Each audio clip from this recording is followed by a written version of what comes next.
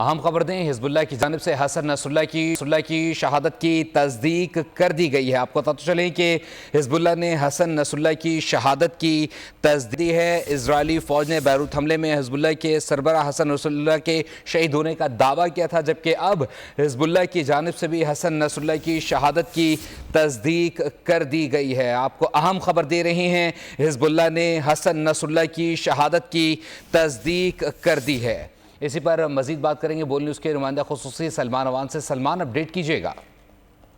جی بالکل، اس حوالے سے بھی جو بی بی سی ہے اس نے خبر جاری کی ہے کہ حزب اللہ کی جانب سے باضابطہ طور پر تصدیق کر دی گئی ہے کہ شیخ حسن نصراللہ اسرائیل کے فضائی حملے میں شہید ہو چکے ہیں۔ یہ حملہ صبح سویرے بیروت کے جنوبی علاقے میں کیا گیا تھا، جہاں پر بتایا گیا ہے کہ حزب اللہ کے ایک ہیڈ کوارٹر کو نشانہ بنایا گیا اسرائیلی فضائیہ کی جانب سے، اور اس مبینہ طور پر اس عمارت کی جو بیسمنٹ ہے وہاں پر حزب اللہ کا ہیڈ کوارٹر تھا، اور اس حملے میں اہم ترین رہنما جو ہیں حزب اللہ کے شہید ہوئے ہیں، جس میں حسن نصراللہ اور ان کے ساتھ جو جنوبی لبنان کا علاقہ ہے وہاں کے حزب اللہ کے کمانڈر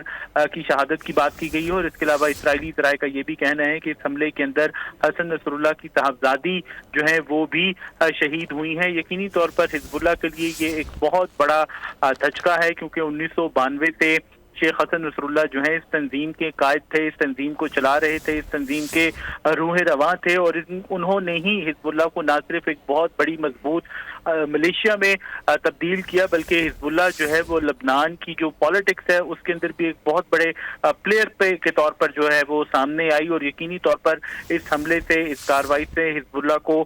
سخت نقصان یا دھچکا جو ہے وہ پہنچا ہے، خاص طور پر موجودہ صورتحال میں ایک طرف ہم دیکھ رہے ہیں کہ اسرائیل اپنے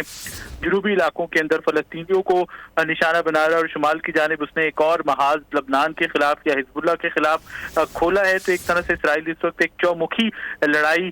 لڑنے کے موڈ میں ہمیں دکھائی دے رہا، اور جو جنگی جنون ہے اسرائیل کا وہ بھی بالکل واضح ہے۔ اور آج جس طرح سے اسرائیل کی ڈیفنس فورسز نے انتہائی تکبر کے ساتھ، انتہائی گھمنڈ کے ساتھ اعلان کیا شیخ حسن نصراللہ کی شہادت کا، وہ بہت آپ کہہ لیں کہ ایک کھلم کھلا جارحیت کا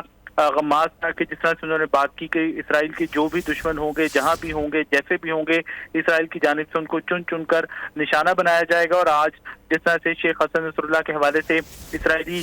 میڈیا نے انداز اپنایا، اسرائیلی میڈیا نے جس قسم کی ہیڈ لائنز جو ہیں وہ